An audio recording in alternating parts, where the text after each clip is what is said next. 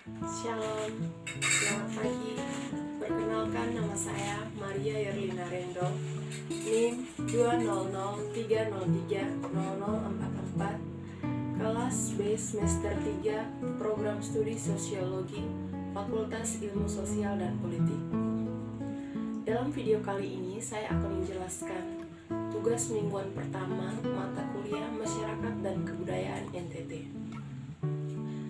Dalam video ini, saya akan menjelaskan review buku dengan judul Komunikasi Budaya dan Perubahan Asia. Belajar dari komunikator dalam perubahan sosial. Komunikasi budaya dan perubahan di Asia. Sejarah pembangunan komunikasi. Nama lain yang lebih disukai, misalnya DEFCOM, komunikasi dalam atau untuk pembangunan berkelanjutan. Komunikasi untuk perubahan sosial berkelanjutan, komunikasi untuk pembangunan dan sosial.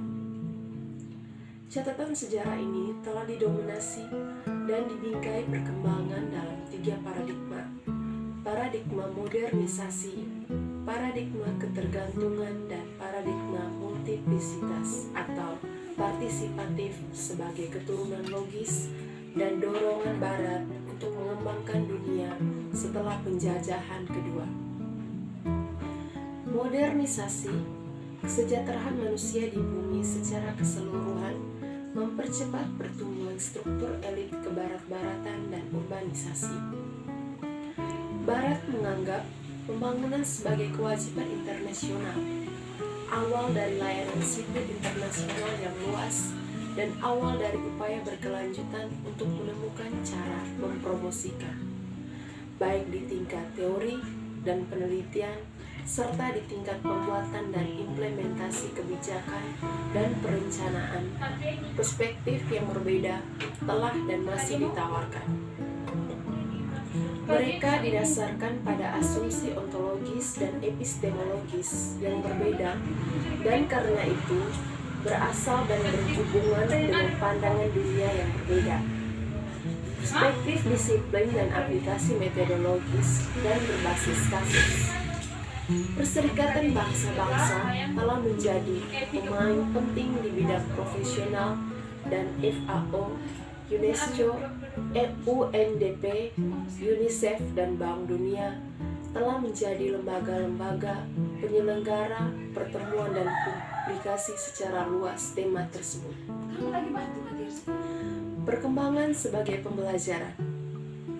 Kita mulai dengan premis yang tak terbantahkan bahwa semua manusia memiliki hak untuk berusaha memperluas batas dalam dan luar kemampuan mereka sepenuhnya. Karena kemiskinan yang mengakar, lingkungan yang buruk, kesempatan yang langka, dan alasan terkait lainnya, termasuk menjadi perempuan, beberapa orang kurang siap dibandingkan yang lain untuk melakukannya. Mereka sebagian besar adalah penduduk pedesaan yang terdiri dari sekitar 3/4 dari populasi negara manapun yang dikenal sebagai negara berkembang. Yang termiskin di antara mereka 40% terbawah, yang hidup di bawah garis kemiskinan, bahkan tidak dapat memenuhi kebutuhan dasar mereka. Di Filipina, mereka adalah buruh tani tak bertanah, petani dataran tinggi, dan nelayan penghidupan. Lebih dari 900 juta orang miskin berada di kawasan Asia dan Pasifik. Jumlah mereka terus bertambah tanpa disertai peningkatan lahan yang dapat ditanami atau produktivitas, yang mengakibatkan kemiskinan yang semakin parah.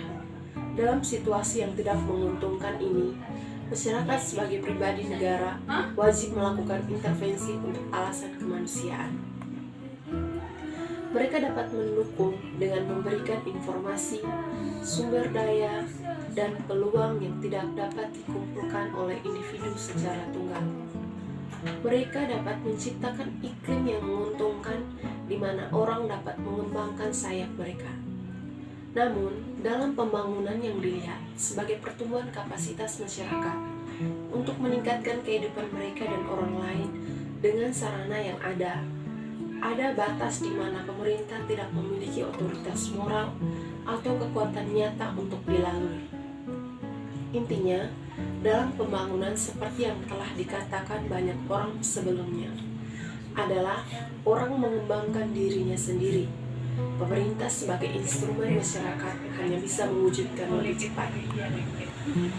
Dengan perkembangan yang dilihat sebagai pembelajaran partisipatif, komunikasi yang terkait dengannya tidak boleh kurang partisipatif atau pendidikan pada akhirnya sebagai sarana. Inilah logika di balik proyek-proyek saat ini yang melibatkan masyarakat desa dalam membuat tayangan slide atau program video yang menyampaikan esensi situasi mereka kepada dunia di luar komunitas yang mereka lewati. Dipandu dengan benar, pengalaman memperbesar kesadaran mereka tentang masalah mereka dan membantu mereka memperjelas pilihan mereka.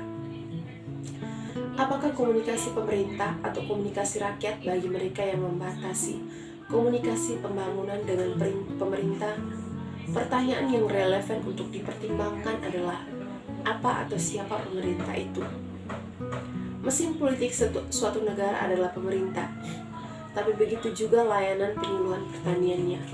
Sebuah universitas negeri adalah pemerintah. Unit kesehatan pedesaan adalah pemerintah. Orang-orang yang menjadi 3 orang terakhir menjalankan profesi mereka terlepas dari siapa pemimpin politiknya. Perawatan pertama mereka adalah atau seharusnya untuk keluarga petani, untuk pelajar, dan untuk pasien. Menjadi pemerintah tidak otomatis menjadi politik, dan libertarian yang secara luas mendakwa komunikasi pembangunan karena digunakan oleh lembaga pemerintah seperti 3 yang baru saja disebutkan adalah ahli logika yang buruk atau salah membaca konsep. 3 konsep komunikasi untuk pembangunan. Inilah saat yang tepat untuk mengatakan sesuatu tentang jurnalisme pembangunan, komunikasi pendukung pembangunan, dan komunikasi pembangunan seperti yang awalnya dipahami. Ketiganya saling menaungi sebagai produk dari pencarian bersama untuk konten komunikasi dan metode yang lebih sesuai dengan keadaan masyarakat miskin yang berjuang menuju kehidupan yang lebih baik. Ketiganya dimaksudkan untuk memerangi masalah ekonomi dan sosial dengan informasi yang sebagian besar berasal dari sains. Jika pendukung mereka mengidentifikasi dengan kelompok lain selain komunikator profesional, itu dengan ilmuwan sosial, hampir tidak dengan politisi. Menariknya, ketiganya berkembang di Asia. Jika jurnalisme pembangunan adalah anak dari pengelompokan pers, perkembangan komunikasi yang mendukung tumbuh dari birokrasi internasional, sistem perserikatan bangsa-bangsa. Juga di akhir tahun 60-an, Erskine Childers yang saat itu Direktur Layanan Komunikasi, Dukungan Pembangunan di Bangkok, menguraikan metodologi penilaian komunikasi, perencanaan, produksi, dan evaluasi untuk proyek-proyek negara berkembang tertentu. Ini adalah proyek-proyek yang dibangun oleh UNDP dan UNICEF dan dilaksanakan dan disaranakan oleh badan-badan PBB. Mereka secara khusus adalah mereka yang keberhasilannya tergantung kepada kepekaan, menginformasikan dan mengajar kelompok orang tertentu pada berbagai tahap proyek sesuai dengan tujuan perilaku yang ditentukan. Ironisnya, jurnalis membuat kritik paling pedas terhadap jurnalisme pembangunan dan komunikasi pembangunan. Stigma yang melekat pada keduanya tampaknya berasal dari 2 alam. Konsep-konsep tersebut telah digunakan secara tidak sengaja dengan desain atau melalui kesalahpahaman yang jelas, dan konsep-konsep tersebut dianggap sebagai bagian dari sosiologi pada masanya, tapi kemudian dipalsukan. Tanpa pandang bulu, dengan semua fitur negatifnya, tampaknya tidak ada yang membantah rencana penggunaan komunikasi dalam proyek pembangunan desa. Jika beberapa jenis universitas menginginkan pasar lain untuk menggantungkan pengajaran, penelitian, dan ekstensi mereka, itu juga tidak terlalu menimbulkan kegemparan. Prasyarat partisipasi warga yang tidak mudah diterima atau dipahami adalah: yang pertama, bahwa rencana pembangunan bersifat spesifik dan cukup jelas untuk dipahami rata-rata. Yang kedua, bahwa mereka tidak hanya mengembangkan retorika pembangunan demokrasi dalam pembukaan mereka, tapi benar-benar mewujudkan dalam strategi mereka perhatian utama bagi kesejahteraan mayoritas penduduk. Yang ketiga, bahwa mereka sesuai dengan pendapat, aspirasi, nilai, dan latar belakang warga negara. Yang keempat, bahwa mereka karena itu dicapai melalui konsultasi, dialog, dan mekanisme pemerintahan egaliter lainnya.